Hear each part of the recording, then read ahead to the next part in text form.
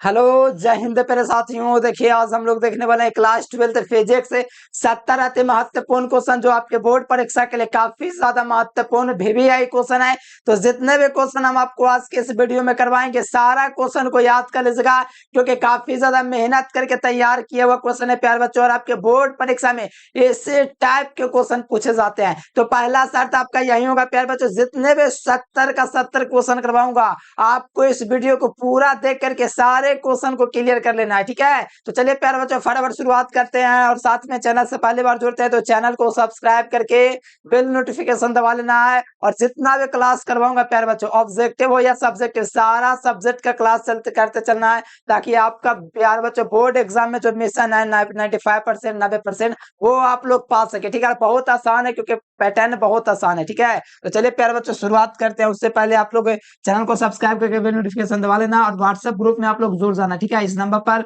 आप लोग WhatsApp message करेगा हाय या हेलो, तो यहाँ से एक लिंक जाएगा, उस नंबर पर आप लोग मैसेज कीजिएगा तो वहां पर आपको लिंक जाएगा, तो ग्रुप में आपको ज्वाइन कर लेना है, ठीक है। और रोज क्लास कीजिए और बेल नोटिफिकेशन जरूर से दबा लेना है, ठीक है। तो चलिए शुरुआत करते हैं। देखिए ऑब्जेक्टिव सब्जेक्ट लॉन्ग क्वेश्चन सारा चीज होगा, बस मेहनत से पढ़ते चलो, बेहतर करने का प्रयास करो, ठीक है। तो चलिए शुरुआत होता है यहाँ से प्यार बच्चों। 12th physics 70 most important viral question 2026, ठीक है। 2025 लेकर गए कोई दिक्कत नहीं है, 2026 के लिए। फरवरी में आपका दोस्तों परीक्षा होने वाला है, जैसे कि आपको पता है, हर बच्चा को पता है कि बिहार बोर्ड एग्जाम लेता है फरवरी में, ठीक है।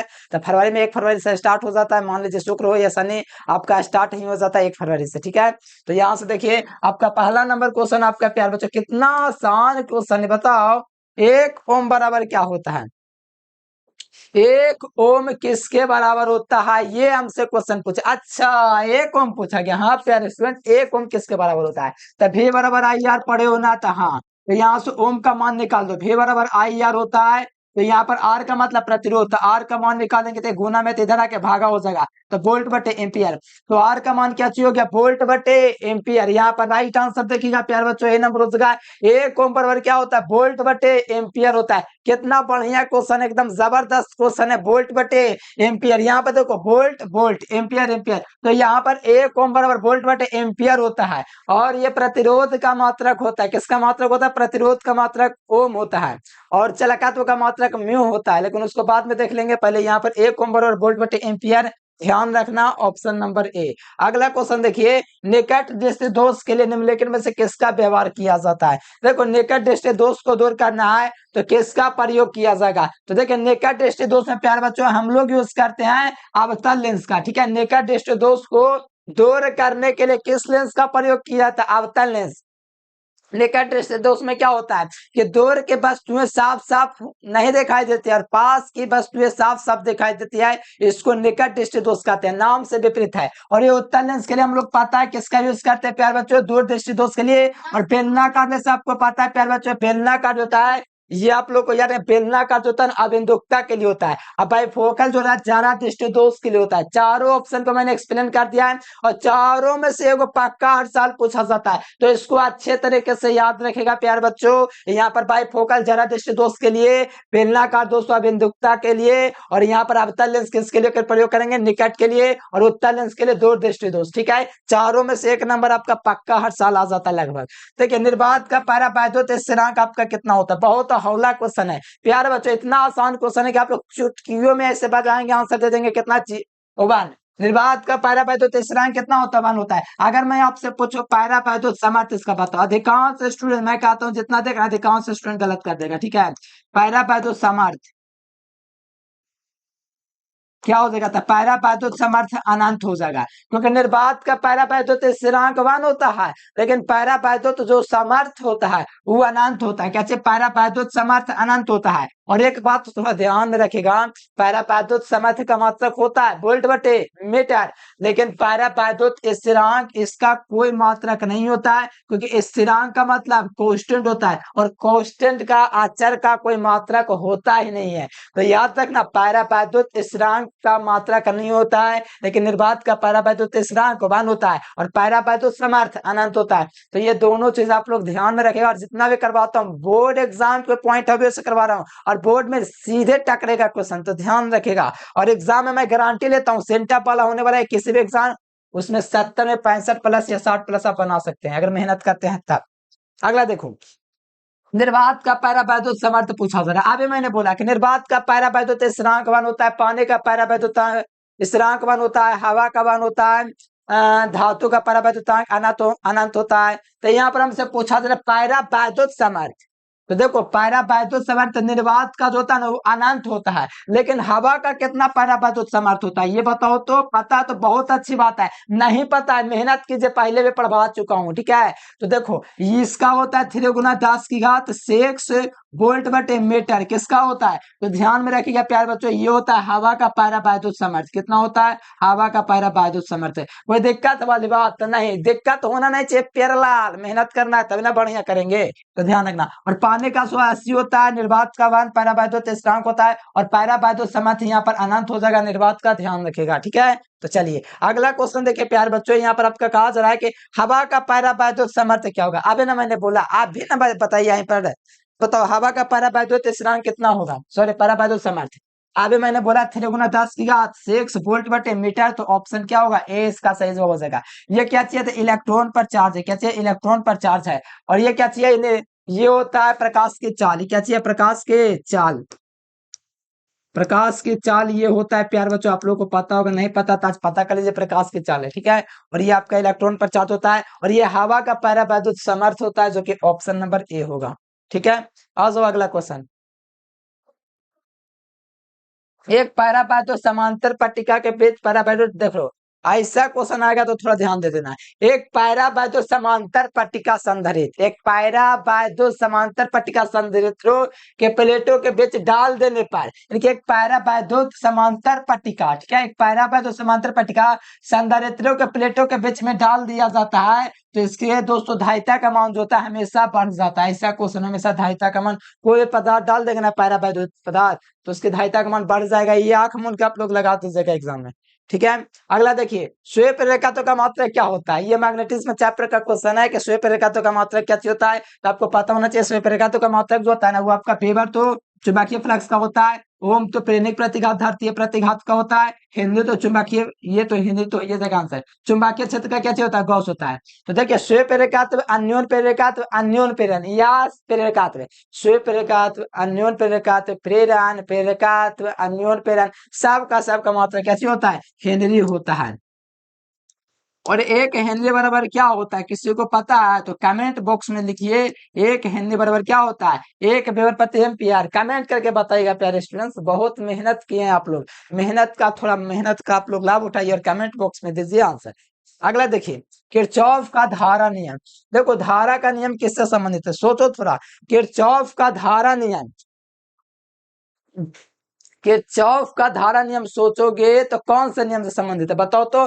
पहले बात तो संवेग तो कभी होगा नहीं, दुइयों को समेत है। ऊर्जा का नियम किरचॉफ के दूसरे नियम को कहा जाता है, और पहले नियम को आवेश संरक्षण का सिद्धांत कहा जाता है। और पहला नियम होता है कि विद्युत परिपथ के किसी बिंदु पर मिलने वाले सभी धनाओं का बीजगणितीय योग शून्य होता है, जो कि आप लोग अच्छे तरीके से जानते हैं। तो यहाँ पे बताओ किरचॉफ का धारा नियम किससे संबंधित है, सोचो याद करो। अरे किरचॉफ का धारा नियम पहला नियम से संबंधित है, क्योंकि विद्युत परिपथ के किसी भी बिंदु पर मिलने वाले सभी धाराओं का बीजगणितीय योग शून्य होता है। अच्छा धारा का बात आ गया, यानी कि किरचॉफ का पहला नियम आवेश संरक्षण आधारित है, इसीलिए यहाँ पर आपको ध्यान रखना किरचॉफ का धारा नियम किससे संबंधित है तो आवेश संरक्षण के सिद्धांत से संबंधित है। एकदम याद कर लीजिए, कोई दिक्कत वाली बात है बताइए तो एकदम नहीं दिक्कत होना चाहिए, प्यारा एकदम उड़ा देंगे क्वेश्चन को। और किरचॉफ का दूसरा नियम किससे संबंधित है ऊर्जा संरक्षण। मैं ज्यादा बोलता हूँ उसको भी थोड़ा फोकस कीजिएगा, नहीं याद है स्टार मार्क लिख लीजिएगा, ठीक है।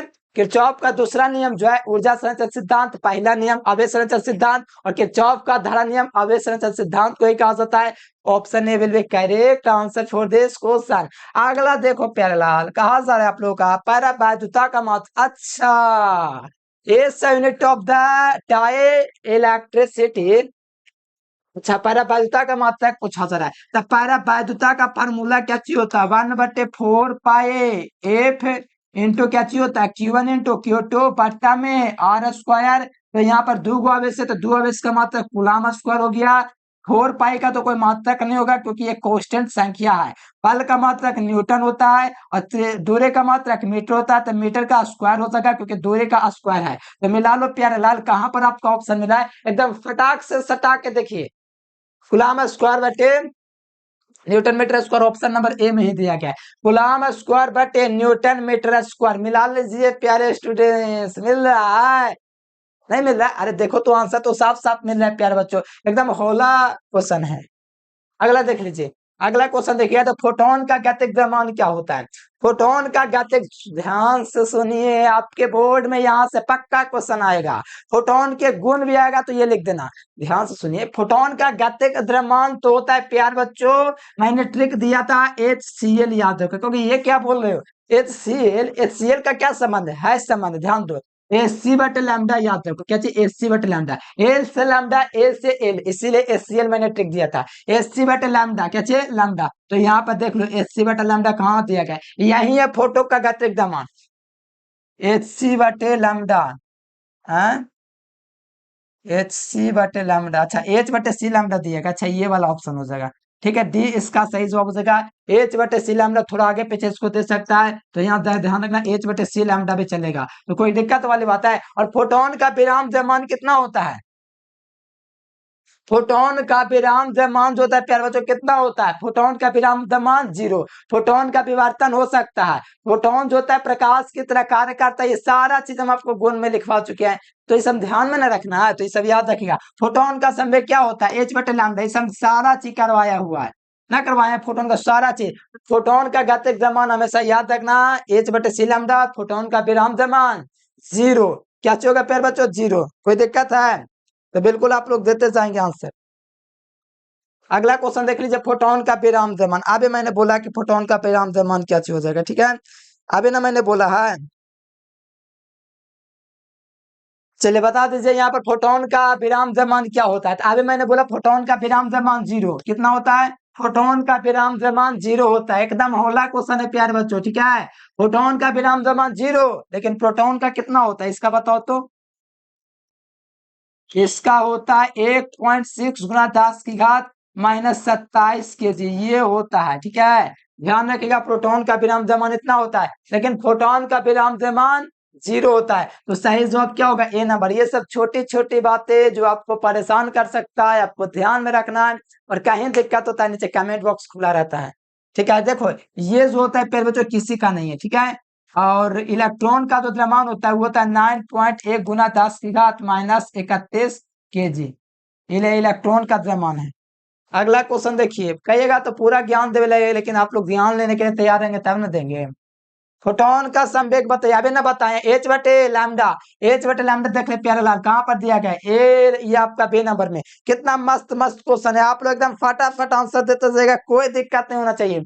और ये जो फोटोन का संवेग है डी ब्रोगली के द्वारा दिया गया था, याद है, डी ब्रोगली का समीकरण याद है, तुमको पढ़ाए हैं, याद है तो अच्छी बात है, बोर्ड में बहुत अच्छा करोगे, अगर नहीं याद है, पढ़ाए हैं नहीं याद है, तो समझो आपकी तैयारी नहीं है, मेहनत कीजिए, बस यही कहूंगा।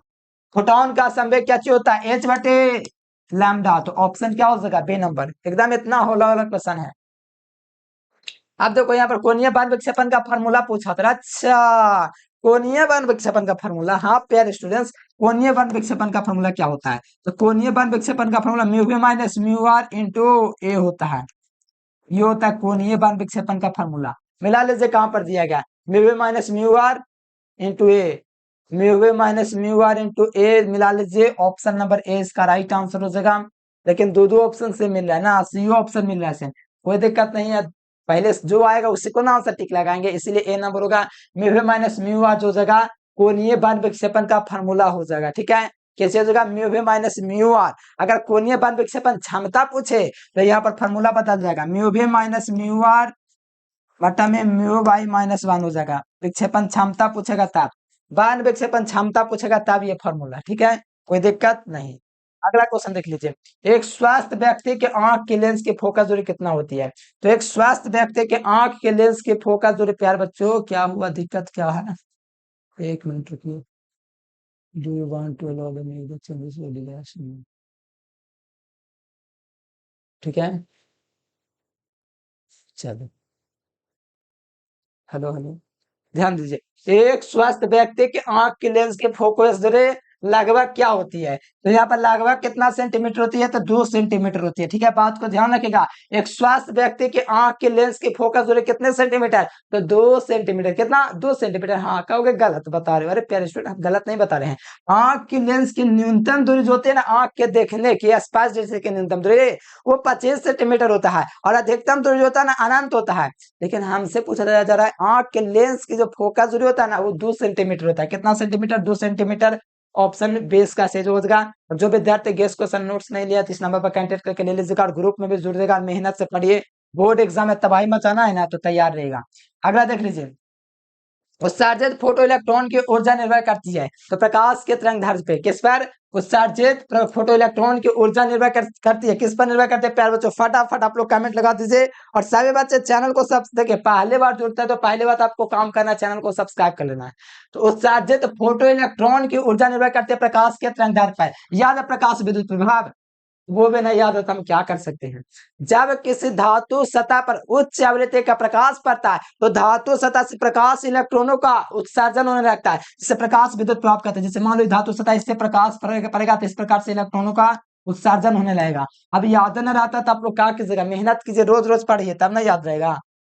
अगला देख लीजिए, द्रव्य तरंग का सिद्धांत किसने प्रतिपादित, अरे ये क्या पूछ दिया प्यारे स्टूडेंट, इतना लॉलीपॉप क्वेश्चन। हाँ, तो ध्यान दीजिए, द्रव्य तरंग सिद्धांत का प्रतिपादन डी ब्रोगली ने किया था, और इन्होंने दिया था प्रकाश, ये फोटोन का संवेग h बटे लैम्डा, इन्होंने दिया है, ये बराबर h बटे लैम्डा इन्होंने दिया। द्रव्य तरंग के सिद्धांत डी ब्रोगली ने, कौन दिया, डी ब्रोगली। ऑप्शन नंबर, यहाँ पर ऑप्शन नंबर ए हो जाएगा। हाइगेंस ने जो है ना द्वितीयक तरंगिका सिद्धांत दिया था, क्या दिया था, द्वितीयक तरंगिका सिद्धांत। क्या बोल रहे हो, द्वितीयक तरंगिका सिद्धांत हाइगेंस ने दिया था। ठीक है, ध्यान रखना, यहाँ पर ऑप्शन ए होगा।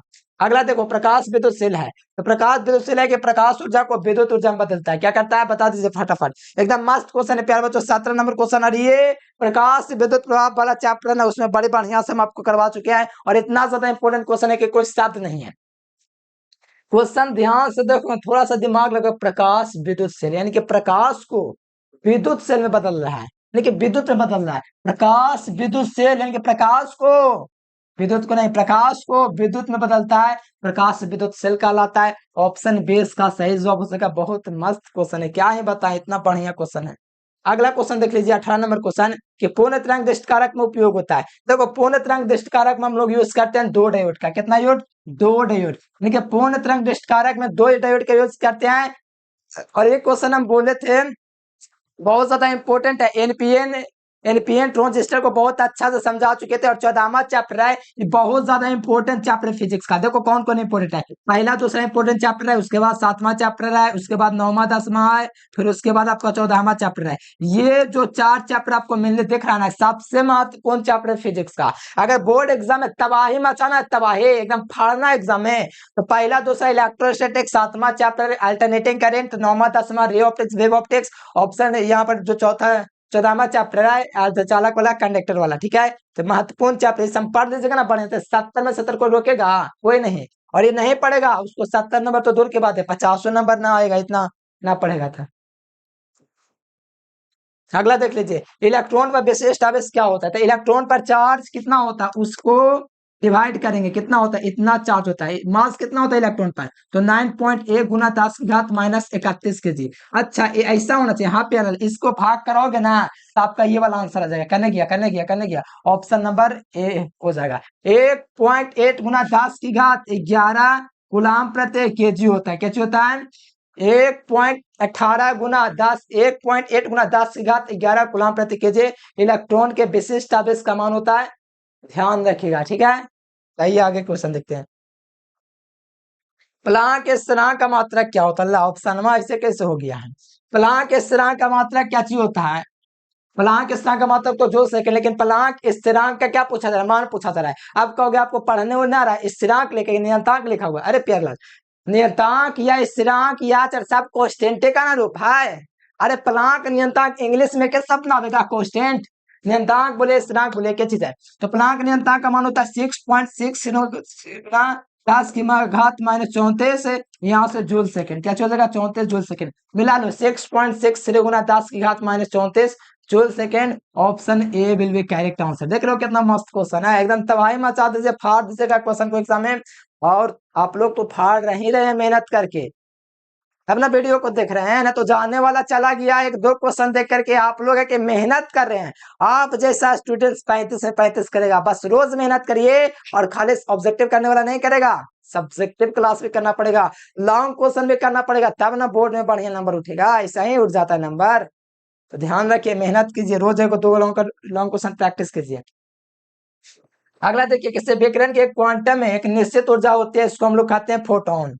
क्या कहते हैं? फोटोन कहते हैं। किसी विकिरण के एक क्वांटम जिसमें एक निश्चित ऊर्जा होती है, उसको हम लोग बोलते हैं फोटोन।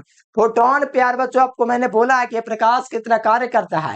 फोटोन का विवर्तन हो सकता है, फोटोन का संवेग h/λ होता है, और फोटोन का विराम द्रव्यमान 0 होता है, विराम द्रव्यमान 0, घातिक द्रव्यमान h/c होता है, और भी बहुत चीजें प्रकाश फोटो और क्या बताऊं, बहुत चीज याद है, छोड़िए, ज्यादा बोलेंगे तो दिक्कत हो जाता है। देखिए, प्रकाश के कणिका सिद्धांत, देखिए कणिका वाले भैया, ये देखिए, प्रकाश के कणिका सिद्धांत किसने दिया था? तो प्रकाश के कणिका सिद्धांत न्यूटन ने, और प्रकाश के द्वितीय तरंग का सिद्धांत हाइगेंस ने। अच्छा, ऐसा बात है, तो देखिए प्यारे बच्चों, ऑप्शन क्या हो जाएगा? बी हो जाएगा, कणिका सिद्धांत पूछा है, द्वितीय तरंग का सिद्धांत पूछेगा ना, द्वितीय तरंग का सिद्धांत, तब यहाँ पर हाइगेंस आपका होगा। ठीक है, कोई दिक्कत वाली बात तो नहीं, नहीं दिक्कत है तो एकदम नहीं होना चाहिए, मेरे रात में दिक्कत हो जाए ऐसा कभी ना हुआ है।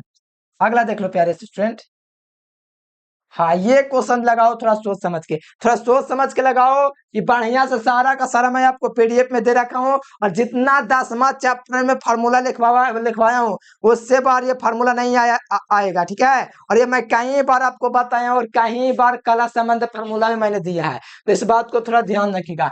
ऐसे तरंग जिनके बीच का कला अंतर समय के साथ नहीं बदलता है, इसको कला संबंध कहते हैं। सारा परिभाषा भी लिखवाया हुआ है, और ये व्यंजक में प्राप्त किया था आइंस्टीन के समीकरण का, पिछला बार बोला था 100% ये क्वेश्चन आएगा, देख लीजिए 2025 में है ना, जाके देखिए।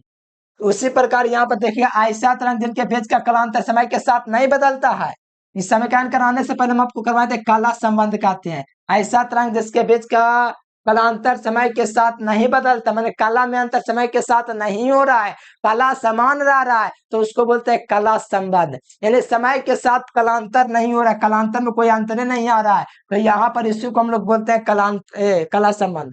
अगला देख लीजिए, देखो विनाशी, अब बताओ, ये क्वेश्चन नहीं पता थे, हे भगवान, पढ़ाए आपको 10वां चैप्टर और नहीं आता है, तो थोड़ा सा शर्म कर लीजिए, 2-3 थप पिटा लीजिए, बगल में कोई बड़े लोग हैं, उससे 2-3 थप कहिए कि हमको लतिया दीजिए, पीट दीजिए, बस वही। ठीक है, तो पिटा लीजिए, 2-3 थप पिटाएगा ना, तो लगेगा कि हाँ मेहनत नहीं किए थे।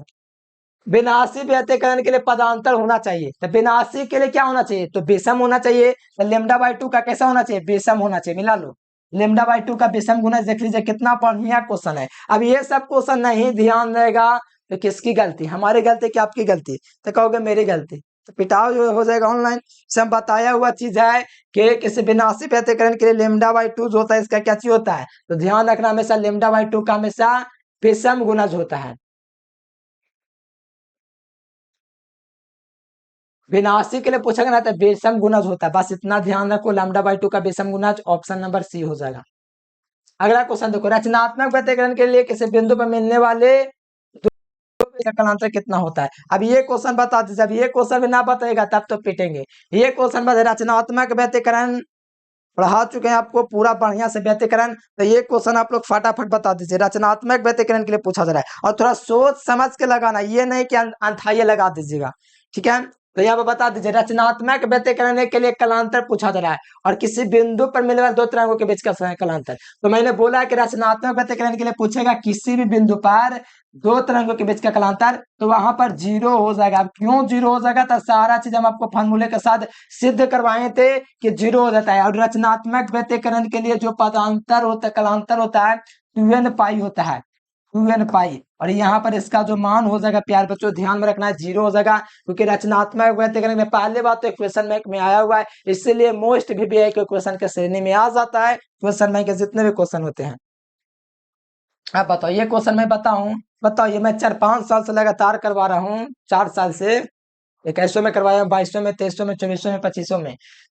ये एक एमयू के तुल्य ऊर्जा इतना बार मैं करवाया हूँ कि आखिरकार एक क्वेश्चन 2025 में बिहार बोर्ड के द्वारा सेलेक्ट किया गया इसी साल 941, और इसका तो मेगा इलेक्ट्रॉन में मान है। जूल में कितना होता है? तो 1.6 गुना 10 की घात -27 kg, ये केजी में मान है। जूल में कितना है? तो 1.496 गुना 10 की घात कुछ 14 करके ऐसे है। ये वाला थोड़ा कंफर्म नहीं है, लेकिन ये जूल में होता है, ठीक है। लेकिन हमको केजी में ना पूछा है, नहीं जूल में हमको पूछा है मेगा इलेक्ट्रॉन में। तो 900, अच्छा गलती लगा दिए थे, ध्यान दीजिए, 931 मेगा इलेक्ट्रॉन वोल्ट, 931, ठीक है। बोलता हूँ उस पर ध्यान देना, गलती से टिक लग गया था। 931 मेगा इलेक्ट्रॉन वोल्ट होता है, ध्यान रखिएगा।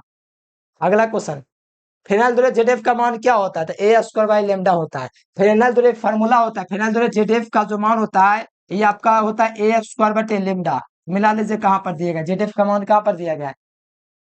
ए स्क्वायर बटे लेमडा देख लीजिए, ऑप्शन बी इसका राइट आंसर हो जाएगा। एकदम तबाही मचा दीजिए प्यारे बच्चों, बहुत मस्त क्वेश्चन है, जबरदस्त। अगला क्वेश्चन, चुंबकशीलता का महत्व पूछा है, बताओ। इतना सारा मैं फार्मूला बताया हूँ, चुंबकशीलता का कम से कम फार्मूला याद है तो बहुत अच्छा बात, अगर वो भी नहीं याद है पिटा लीजिए, बगल में बैठे हुए कोई पिटा लीजिए, ठीक है। बी बराबर क्या होता है फार्मूला? म्यू बराबर बी बटे एच होता है फार्मूला, ये चुंबकशीलता के लिए। ऊपर में क्या दिया? चुंबकीय क्षेत्र, पता है चुंबकीय तीव्रता, इसी का अनुपात चुंबकशीलता होता है, और इसका मेन मात्रक जो होता है हिंदी मीटर होता है। तो यहाँ पर राइट आंसर ए नंबर हो जाएगा। अब बताओ यहाँ पर, ये तो पता है, क्या आपको म्यू नॉट का मान पता है? नहीं पता, पक्का पिटा लीजिए बगल में कोई है तक। कितना मान होता है याद है आप लोग को? याद है? याद है तो अच्छी बात है। कितना मान होता है? 4 पाई गुना 10 की घात -17 हेनरी बटे मीटर। ये मान होता है किसका? तो म्यू नॉट का मान होता है, ध्यान में रखिएगा प्यार बच्चों। और ये चुंबकशीलता का फॉर्मूला हेनरी बटे मीटर, और नोट्स आप लोग को दिख ही रहा है, ले ही लेना है। और देखो यहाँ पर, देखो यहाँ पर वो बातें जो मैं लगातार 4 साल से गेस करता जा रहा हूँ। ये क्वेश्चन का मान होता है प्यार बच्चों, एक केमियो के लिए जो 2020 में आया है 1.6 गुना 10 की घात -27 kg, जो 2020 में आया है।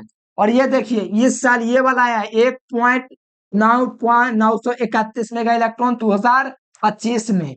ये मैंने गेस कर रहा था 2021 से, और ये भी आज भी गेस करता हो सकता है ये 2026 में आ जाए। कब आ जाए?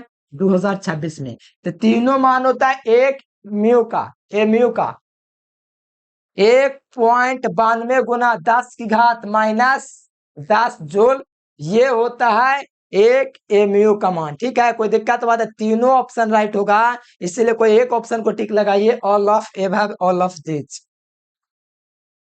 चलिए अगला अगला देख लीजिए, नाभिक का घनत्व कितना होता है? 2020 का क्वेश्चन, अच्छा 2020 का क्वेश्चन है। हाँ प्यारे स्टूडेंट्स, यहाँ पर देखिएगा हम, तो एक नाभिक का जो घनत्व होता है, घनत्व का फॉर्मूला पता है? द्रव्यमान बटे आयतन, नाभिक का द्रव्यमान बटा में आयतन का अनुपात निकालेगा, तो आपका आता है 2.29 गुना 10 की घात 17 kg प्रति मीटर की घात -3, ठीक है। और यहाँ पर देखिए तो ये आपका प्यार बच्चों मान है एप्सिलॉन नॉट का, ये मान है प्रोटॉन इलेक्ट्रॉन पर मास का, ठीक है। कोई दिक्कत है तो नहीं? तो नाभिक का घनत्व क्या होगा? तो ऑप्शन नंबर ए। अगला क्वेश्चन देखिए 30 नंबर क्वेश्चन, हाइड्रोजन बम, अच्छा हाइड्रोजन बम, हाँ प्यारे स्टूडेंट ध्यान दीजिए, हाइड्रोजन बम किस सिद्धांत पर आधारित है? हाइड्रोजन बम एक परमाणु बम होता है। अच्छा हाइड्रोजन बम तो तब तो नाभिकीय संलयन पर आधारित होगा। तो फटाफट फटाफट आप लोग आंसर दे दीजिए प्यारे बच्चों, एकदम मस्त क्वेश्चन है, जबरदस्त। और परमाणु बम पूछता था नाभिकीय विखंडन, सारा चिपड़ाया वो चीज ना है, तो बढ़िया से अंतर में करवा दिया नाभिकीय संलयन नाभिकीय विखंडन में। तो हाइड्रोजन बम किस पर आधारित है? नाभिकीय संलयन पर। बताओ, और परमाणु बम नाभिकीय विखंडन पर। अच्छा ऐसा बात है, हाँ परमाणु बम नाभिकीय विखंडन पर आधारित है, और हाइड्रोजन बम नाभिकीय संलयन पर। हम पूछेंगे हाइड्रोजन बम खतरनाक के परमाणु बम, तो आप लोग बोलोगे अच्छा हाइड्रोजन बम खतरनाक है, नहीं सबसे खतरनाक है परमाणु बम। ना हाइड्रोजन बम लगता है सबसे खतरनाक है, ध्यान में नहीं है, क्योंकि इसमें एक होता है सूर्य से के जैसा काम करता है, ठीक है। हाइड्रोजन बम नहीं, ये परमाणु हाइड्रोजन बम में लगता है सबसे खतरनाक, शायद ध्यान में नहीं है, इसको ध्यान में देख लेंगे।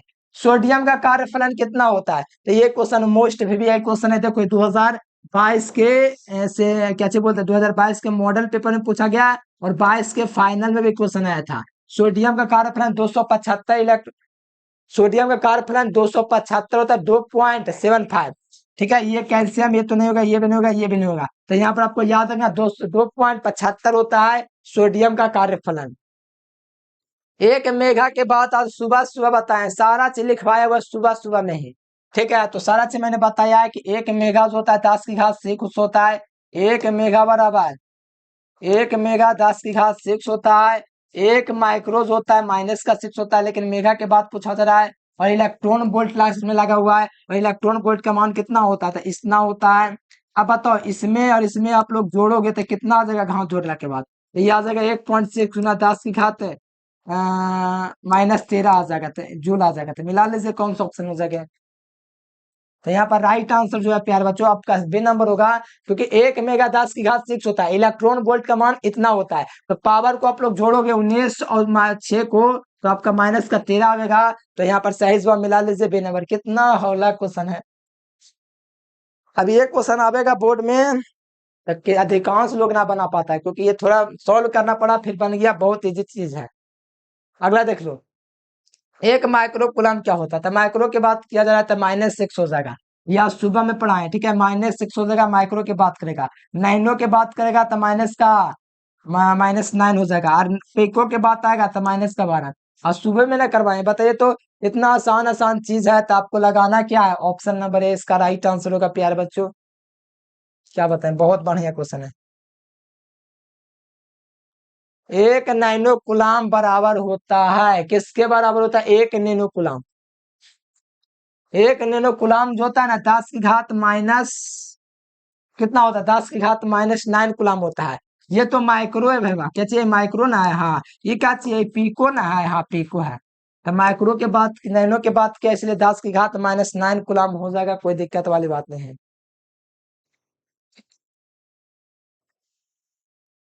ये लगा दीजिए।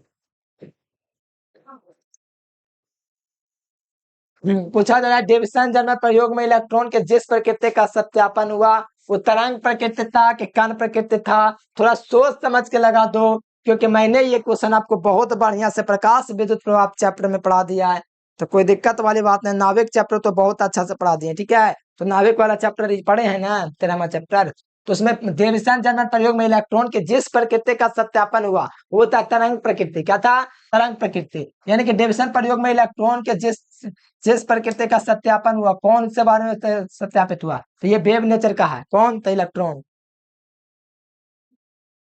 इनमें से किसके धातु कार्यफलन न्यूनतम होते हैं, तो सोडियम का कार्यफलन सबसे न्यूनतम होता है धातु में। किसका होता है, सोडियम का कार्यफलन न्यूनतम होता है। तो यहाँ पर सही जवाब क्या हो जाएगा, ऑप्शन नंबर डी। सोडियम का कार्यफलन सबसे न्यूनतम होता है, बोर्ड में आया हुआ क्वेश्चन है। कैथोड किरण क्या होती है, तो कैथोड किरण निरनावेश कण होती है। अब कुछ विद्यार्थी जो होता है ना, एक किरण के सोच के या क्या सोच के उसको विद्युत चुंबकीय तरंग लगा देता है। मैंने आपको ट्रिक दे रखा है, मामा की एक स्यूवी कार चलाने के लिए आई एम रेडी, और इसमें कहीं पर कैथोड किरण का जिक्र नहीं है, तो कैसे विद्युत चुंबकीय तरंग होगा बताओ। थोड़ा सोचो, किरण लगा हुआ है तो जरूरी है कि विद्युत चुंबकीय तरंगे हो गया, थोड़ा सोचना चाहिए। कैथोड किरण जो होता है ऋण आवेशित कण होता है, क्या चीज होता है, ऋण आवेशित कण। किसी कार है उत्तर, चलिए बहुत बढ़िया, एकदम आप लोग लगा दीजिए प्यारे बच्चों। और बोर्ड एग्जाम एकदम फाड़ना है ना, तो मेहनत तो आपको जारी रखना पड़ेगा। ये जो होगा विद्युत चुंबकीय तरंग, तो आपको पता है, मामा की एक स्यूवी कार चलाने के लिए आई एम रेडी क्वेश्चन आएगा तो बता दूंगा, ठीक है। यहाँ पर आपको याद रखना ऋण आवेशित कण होता है, कौन, तो कैथोड किरण। अगला देखो, प्रकाश विद्युत प्रभाव में प्रकाश को क्या माना जाता है। देखो, प्रकाश विद्युत प्रभाव में प्रकाश को क्या माना जाता है, एक बार सोचो तो। जब किसी धातु सतह पर प्रकाश पड़ता है तो धातु सतह से, जब किसी धातु सतह पर प्रकाश पड़ता है तो धातु सतह से प्रकाश इलेक्ट्रॉनों का उत्सर्जन होने लगता है, जिसे प्रकाश विद्युत प्रभाव कहते हैं। और यहाँ पर प्रकाश को यहाँ पर क्या माना जाता है, तो प्रकाश को यहाँ पर कण मान लिया जाता है। क्या मान लिया जाता है, प्रकाश को कण मान लिया जाता है प्रकाश विद्युत प्रभाव में। बाटहीन धारा के लिए शक्ति गुणांक कितना होता था, बाटहीन धारा के लिए शक्ति गुणांक 0 होता है। सबका शक्ति गुणांक 0 होता है, सिर्फ प्रतिरोध का शक्ति गुणांक 1 होता है। बाटहीन धारा के लिए शक्ति गुणांक कितना होता है, 0। और शक्ति गुणांक का फॉर्मूला cos फाइव बटे आर बटे जेड, cos फाइव बराबर आर बटे जेड होता है। तो ये फार्मूला मिला लीजिए, ऑप्शन नंबर ए हो जाएगा सही उत्तर। प्रेरक प्रतिघात का मात्रक क्या होता है, ठीक है। तो प्रेरक प्रतिघात का मात्रक ओम होता है प्यारे बच्चों, ठीक है। और धारतीय प्रतिघात का मात्रक ओम होता है, कार्य का मात्रक जूल होता है, ओम मीटर होता है, प्रतिरोधकता का मात्रक क्या चीज होता है, प्रतिरोधकता का मात्रक ओम मीटर है, आवेश का मात्रक कूलम होता है। तो ध्यान रखिएगा प्रेरक प्रतिघात का जो मात्रक होगा प्यारे बच्चों ओम होगा, ध्यान रखिएगा ऑप्शन नंबर सी, ठीक है। सॉरी, प्रेरक प्रतिघात का मात्रक ओम, ए नंबर। अरे प्यारेलाल, ए नंबर। प्रेरक प्रतिघात का फॉर्मूला याद है क्या चीज होता है, एक्सल बराबर, थोड़ा मैं चाहता हूँ कि आप लोग को विशेष ज्ञान दे दूं, अच्छा लगता है आपको विशेष सुनने में, ज्यादा बताता है अच्छा लगता है तो कमेंट कर दीजिएगा। ये एक्सल बराबर ओमेगा एल होता है फार्मूला, और यहाँ पर एक और फार्मूला 2 पाई एफ एल भी हो सकता है, ये भी फार्मूला इसी का 2 पाई एफ, और यहाँ पर एल, ये भी फार्मूला इसी का है। और ध्यान दीजिए प्रेरक प्रतिघात क्या है, तो किसी प्रतिवर्ती धारा स्रोत में प्रेरकत्व के द्वारा लगाया गया प्रेरकत्व द्वारा लगाया गया अवरोध क्या चीज कहलाता है, तो प्रेरक प्रतिघात कहलाता है। बस हो गया परिभाषा, ध्यान रखिएगा, बहुत इजी सम चीज है, सम कोई ड्राम है सब में यार। अगला देखिए, किसी एलसीआर पेपर में ऊर्जा का क्षय किस रूप में होता है, तो प्रतिरोधक रूप। एलसीआर पेपर जो होता है ना, इसमें ऊर्जा का जो क्षय होता है, ऊर्जा जो खत्म होता है, एलसीआर पेपर तो होता है जिसमें एल से एल क्या चाहिए प्रेरकत्व, सी आपका संधारित्र, आर आपका प्रतिरोध है। तो एलसीआर पेपर में ऊर्जा का क्षय, ऊर्जा जो खत्म होता है वो प्रतिरोधक के रूप में होता है, रेजिस्टर के रूप में होता है, ठीक है। तो ध्यान रखिएगा ऑप्शन नंबर बी हो जाएगा। प्रतिवर्ती धारा में शक्ति व्यय होती है तो किस रूप में होती है, अभी ना बताए, प्रतिवर्ती धारा में शक्ति व्यय होती है तो प्रतिरोध के रूप में होती है, किस रूप में होती है, प्रति। मोस्ट वीवीआई क्वेश्चन है, इसको एकदम तैयार कर लीजिए आपके परीक्षा के लिए, नहीं तैयार कीजिएगा तो किसका गलती, आपका गलती। एकदम क्लियर करते चलिए, रोज क्लास जुड़िए, चैनल को सब्सक्राइब कर लीजिए और लास्ट तक देखिए ना कि 5 मिनट 2 मिनट क्लास करते हैं और आपको क्या हो जाता है, बीमारी हो जाता है और कहते हैं कि क्लास कर लिए। बताइए, बीमारी नहीं होना चाहिए ये वाला कि 2 मिनट दे के 5 मिनट दे के आप बोले कि हम क्लास किए हैं, वाह अरे वाह। या क्लास चल रहा है 1 घंटा का, 5 मिनट का क्लास कर रहे हो, मतलब कि 10%, गजब की बेइज्जती है। 10% में कम हो जाएगा, 50 मिनट में 5%, 5 मिनट करना 10% होता है। भारतीय प्रतिघात का फॉर्मूला देखो, भारतीय प्रतिघात क्या चीज होता है, एक सी बराबर ओमेगा सी, यही होता है, अच्छा सॉरी, एक सी बराबर 1/, ओमेगा सी ना फॉर्मूला होता है, यही होता है। तो ये वाला फॉर्मूला देख लीजिए, एक सी बराबर 1/, ओमेगा सी देख लीजिए, ऑप्शन नंबर डी इसका राइट आंसर हो जाएगा। या तो एक और फॉर्मूला लिख सकते हो, एक सी बराबर 1/2 पाई एफ सी होता है, ये भी होता है फॉर्मूला, क्योंकि ओमेगा का मान 2 पाई एफ होता है, मैंने पर प्रूफ भी करवाया ये वाला आपको 7वां चैप्टर फिजिक्स में। तो ये वाला चीजें आपको ध्यान रखना, 1/2 पाई एफ सी भी होता है, 1/, ओमेगा से भी होता है। तो यहाँ से देख लो डायरेक्ट डी नंबर। अगला क्वेश्चन देख लीजिएगा क्या, यहाँ से प्यारे बच्चों, प्रेरक प्रतिघात का मात्रा क्या है। तो प्रेरक प्रतिघात का मात्रा क्या चीज होता है, ओमेगा एन होता है, क्या चीज होता है, ओमेगा एन होता है। और धारतीय प्रतिघात का 1/ओमेगा सी होता है। तो राइट आंसर ऑप्शन नंबर ए। अगर यहाँ पर ओमेगा का मान 2 पाई एफ रख दूंगा तो क्या हो जाएगा बताइए, तो 2 पाई एफ रख दूंगा ओमेगा का मान, तो यहाँ पर क्या हो जाएगा 2 पाई एफ एल भी हो जाएगा ना मान। तो बताइए ये वाला भी मान हो जाएगा किसका, प्रेरक प्रतिघात का। तो ये सब थोड़ी सी मेहनत करने की चीज है, और परिभाषा बड़ी बड़ा बात याद करना, किसी प्रतिवर्ती धारा स्रोत में प्रेरकत्व के द्वारा लगाया गया प्रतिरोध प्रेरक प्रतिघात कहलाता है, इसका मात्रक ओम होता है, इसका एक्सल द्वारा सूचित करते हैं, एक्सल बराबर ओमेगा एल होता है या 2 पाई एफ एल होता है। इतना लिख दोगे किसका औकात है कि नंबर काट ले, बताइए, है कोई दम बिहार बोर्ड में कोई है ऐसा जो आपका नंबर काट ले इतना लिखने पर, कोई नहीं काटेगा। धारतीय प्रतिघात का मात्रक क्या होता है, धारतीय प्रतिघात पूछे, प्रेरक प्रतिघात पूछे, आंख मुन्ना और आपको ओम लगा देना है, ठीक है। और कार्य का जूल हो जाएगा, ओम मीटर प्रतिरोधकता के, अब इसका मात्रक कूलम। तो ऑप्शन सब काटते छाते, ऑप्शन नंबर क्या हो जाएगा, ऑप्शन नंबर ए इसका राइट आंसर होगा, ठीक है। अगला क्वेश्चन आ जाओ, देखो सबका शक्ति गुणांक 0, सिर्फ याद रखो प्रतिवर्ती धारा और अनुनाद की स्थिति में शक्ति गुणांक 1 होता है, अनुनाद की स्थिति में शक्ति गुणांक 1 और प्रतिरोध का शक्ति गुणांक 1 होता है, अन्यथा सब का शक्ति गुणांक 0। शक्ति गुणांक का फॉर्मूला क्या चीज होता है पहले ही बताया हूं, अगर याद नहीं कर पा रहे हो तो थोड़ा मेहनत कर लो प्यारे स्टूडेंट्स को। फाइव बराबर R/Z होता है, यानी शक्ति गुणांक के का फॉर्मूला होता है ये अर्थात माध्य शक्ति बट्टा में आभासी माध्य शक्ति, इसके अनुपात को बोलते हैं शक्ति गुणांक, और इसका कोई मात्रक विमान नहीं होता है। तो यहाँ पर बताइए संधारित्र का शक्ति गुणांक, गुणांक का मतलब दोस्तों आपका क्वेश्चन है तो यहाँ पर कोई इसका मात्रक होबे नहीं करता। तो संधारित्र का शक्ति गुणांक 0, चौक कुंडली का शक्ति गुणांक 0, और क्या बताऊं सबका तो 0 ये हो रहा है। प्रतिबाधा का मात्रक बताइए, प्रतिबाधा का मात्रक ओम हो जाएगा, कार्य का जोल तो हो गया बने, ऑप्शन ए हो जाएगा प्रतिबाधा का मात्रक ओम। भारत में आपूर्ति किए जा रहे प्रति भारतीय जरा की आवृत्ति कितना है? भारत में आपूर्ति की जा रही प्रति भारतीय जरा की आवृत्ति कितना होता है? तो बहुत हौला क्वेश्चन है, ठीक है। भारत में आपूर्ति के लिए प्रति भारतीय जरा की आवृत्ति 50 हर्ट्ज है। मतलब ये है कि प्रति भारतीय जरा का एक चक्र जो है ना 1 सेकंड में 50 बार पूरा करता है। तो बताइए कितना खतरनाक है ये एशिया करंट हुआ, ठीक है। एशिया करंट का मतलब अल्टरनेटिव करंट, ठीक है। ऑप्शन नंबर ए हो जाएगा, ठीक है। और 60 तो जापान में रहता है और अमेरिका में। ट्रांसफार्मर में अपवर्तित रहने वाली राशि पता कौन है? फ्रीक्वेंसी जो है ट्रांसफार्मर में अपवर्तित रहने वाली एक आवृत्ति है।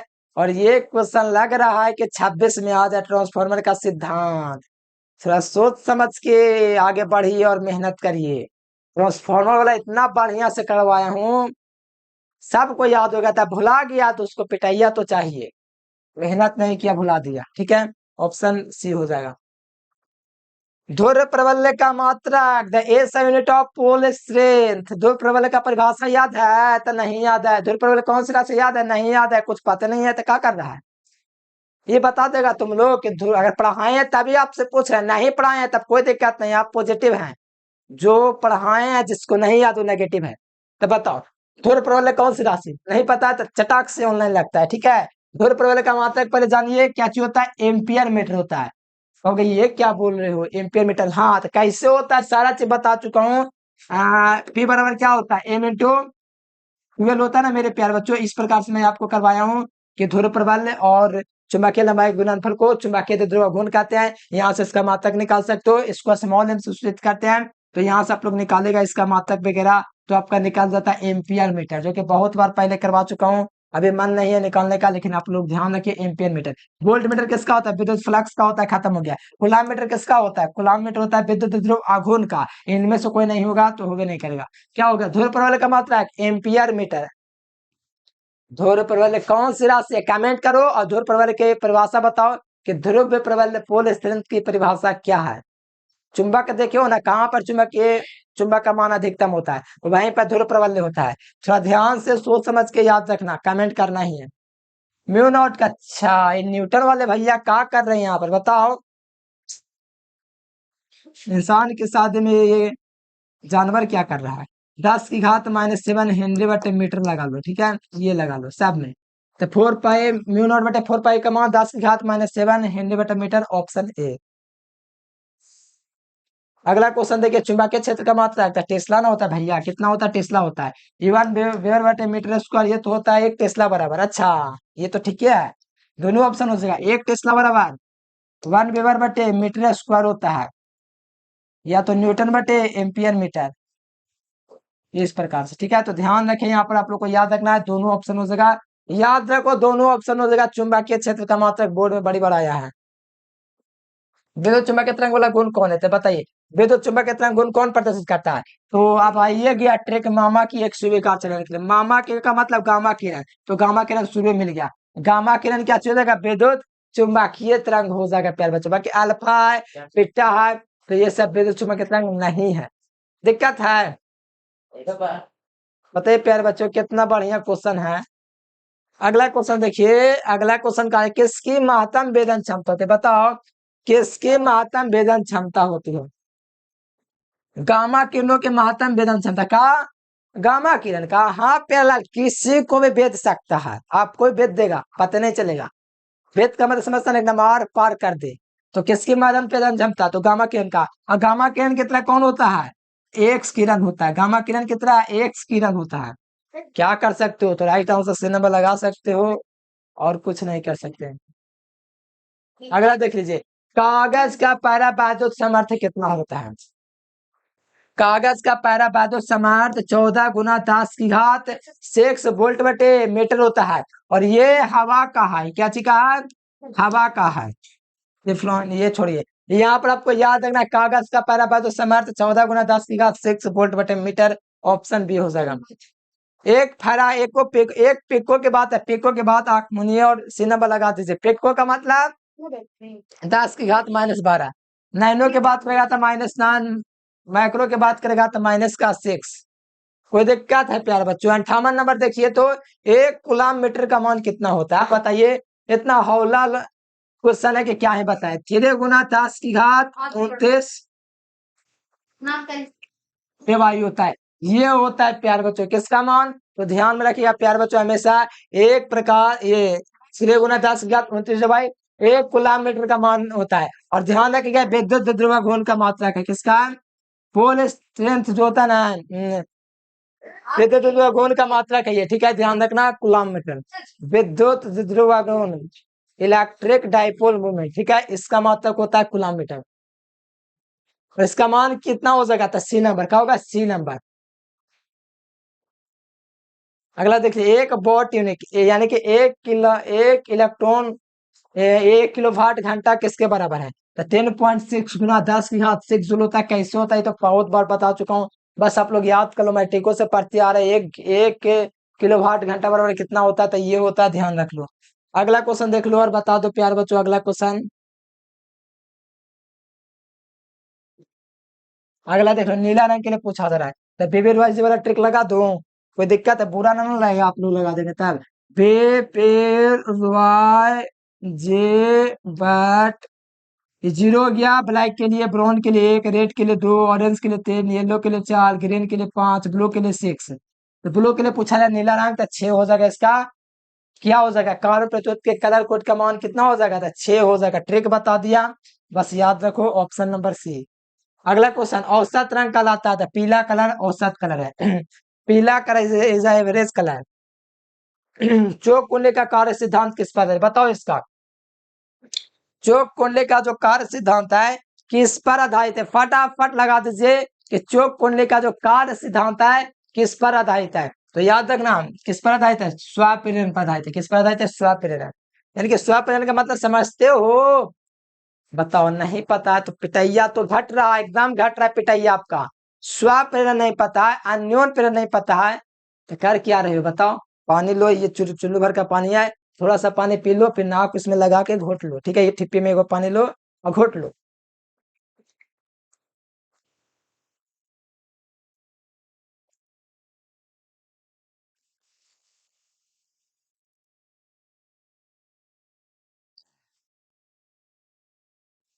ये हुआ चौक कुंडल इस पर आधारित। हम पूछेंगे ट्रांसफार्मर किस पर आधारित है, बता सकते हो, बताओगे कि हमको पता है, नहीं बता पाओगे। अन्योन प्रेरक पर आधारित होता है ट्रांसफार्मर, ठीक है। वाक्य स्वप्रेरण पर चौक कुंडली आधारित होता है, ठीक है। तो ऑप्शन इसका बी हो जाएगा। धरतीय प्रतिघात का फॉर्मूला 1/ओमेगा सी, ऑप्शन डी। क्या हो जाएगा, option D. Notes guess question जो ऑनलाइन के स्टूडेंट्स है उसके लिए नंबर रहा, कंटेक्ट करके ले लीजिएगा। अगला देखिए प्रेरक प्रतिघात का फॉर्मूला आपका क्या चीज होता है, ये क्या हो गया, ठीक है। तो क्या चीज होगा, ओमेगा प्रेरक प्रतिघात omega L, option number A. L R पद के प्रतिबाधा, आप बताओ प्रतिबाधा के बात आया, प्रतिबाधा होता है √r² plus omega L square, किसके लिए, तो याद रखना आप लोग को हमेशा एल आर पद के लिए, √r² omega L square, option number D. L R पद का साक्ष्य गुणांक, साक्ष्य गुणांक का फॉर्मूला होता है cos⁡ तो जेड का मान अभी क्या बताए, बताओ तो। अभी जेड का मान कितना लिखे थे, √r² प्लस ओमेगा स्क्वायर बट्टा में एल स्क्वायर, ये ना था। तो मिला लीजिए यहाँ पर ऑप्शन नंबर डी इसका राइट आंसर होगा प्यारे बच्चों, एकदम चकाचक है कि नहीं। एल आर पद का सख्त गुणांक क्या होता है, तो बुक में आपका ऐसे देगा r² बटे √r² omega L square, option D. 67 number, Lawrence बल क्या है, लॉरेंस बल क्या है, जब कोई गतिमान अब समरूप चुंबकीय क्षेत्र में गति करता है तो उस प्रकार का चुंबकीय बल कार्य करता है जिसे लॉरेंस बल कहता है। लॉरेंस बल का हम आपको 2 3 4 फार्मूला करवा चुके हैं, जिसमें से एक फार्मूला आपको देख के बताना है। तो ये आपका फार्मूला हो जाएगा ए बराबर Q into A plus B cross A, यानी कि विद्युतीय क्षेत्र और चुंबकीय क्षेत्र दोनों उत्पन्न हो, दोनों क्षेत्र हो, तब ये वाला फार्मूला काम करता है। ऐसे क्यू भी साइन थीटा भी फार्मूला है, और भी फार्मूला है, क्यू भी फार्मूला है। अच्छा, आपको बोलते हो तो कोई फर्क पड़ता है कि नहीं, फर्क पड़ता है तो अच्छी बात है। बताओ नाविक में एक किरण 200 परमाणु से कितना से घाटता था, 2 से घाटता है, बी नंबर। हवा से बुलबुला, हवा किस कारण से हवा का बुलबुला परमाणु के अंदर चमकता नजर आता है, बताए तो। किस कारण से हवा का बुलबुला पानी के अंदर चमकता नजर आता है, बताए तो। पूर्णांतरिक परिवर्तन के कारण। फटाफट लगाए, 69 नंबर क्वेश्चन है, इसके बाद लास्ट क्वेश्चन है, फिर इसके बाद आपके लिए होमवर्क, फटाफट। पूर्णांतरिक परिवर्तन क्या है, पता है किसी को, कमेंट करके बताना, ठीक है। बहुत आसान चीज, सब नहीं पता बड़ी दिक्कत। जब प्रकाश कांच में प्रवेश करता है तो उसका तरंग दैर्ध्य का मान घट जाता है, क्योंकि माध्यम चेंज हो रहा है इसलिए घट जाएगा। ऑप्शन नंबर ए हो जाएगा। बताओ यहाँ पर आपका होमवर्क का क्वेश्चन है, बताओ इसका होमवर्क का क्वेश्चन बताओ। नीचे कमेंट बॉक्स में जल्दी से होमवर्क का क्वेश्चन लिखो। देखो दो होमवर्क का क्वेश्चन क्या जो होगा, चुंबकीय फ्लक्स का मात्रक पूछा जा रहा है। ये होमवर्क लिखने के बाद जो विद्यार्थी नोट्स नहीं लिया है, व्हाट्सएप ग्रुप में नहीं जुड़ा है, इस नंबर पर व्हाट्सएप मैसेज करके आप लोग जुड़ जाएगा। और एक इम्पोर्टेंट सूचना, आप लोग नाम या मैट्रिक नंबर लिख देना इस नंबर पर। ये ऐसा इसलिए करते हैं ताकि मेधावी स्टूडेंट की भी पहचान हो सके, ठीक है। क्योंकि कुछ विद्यार्थी बहुत ज्यादा मेहनत करते हैं, उसके पढ़ाई लिखाई के लिए कोई व्यवस्था नहीं हम कर देंगे, ठीक है। बस मेहनत से पढ़िए, मेहनत से करिए और एकदम तबाही मचा दीजिए एग्जाम। इतना आसान पैटर्न है, ऊपर से दोगुना क्वेश्चन, और क्या चाहिए। तो चलिए प्यार बच्चों, कमेंट करके बताइए वीडियो कैसा लगा, ठीक है। कमेंट बॉक्स में प्यार बच्चों, लाइव चैट में आपको कमेंट नहीं करना, अरे थोड़ा स्टूडेंट को समझो, ये लाइव चैट है, चैट चैट आप कर सकते हैं, कमेंट आपका एक अलग से होता है, तो उसका कमेंट करके बताइए वीडियो कैसा लगा। तो चलिए प्यार बच्चों, आज के लिए फिलहाल इतना है। Thanks for watching this video. जय हिंद, वंदे मातरम।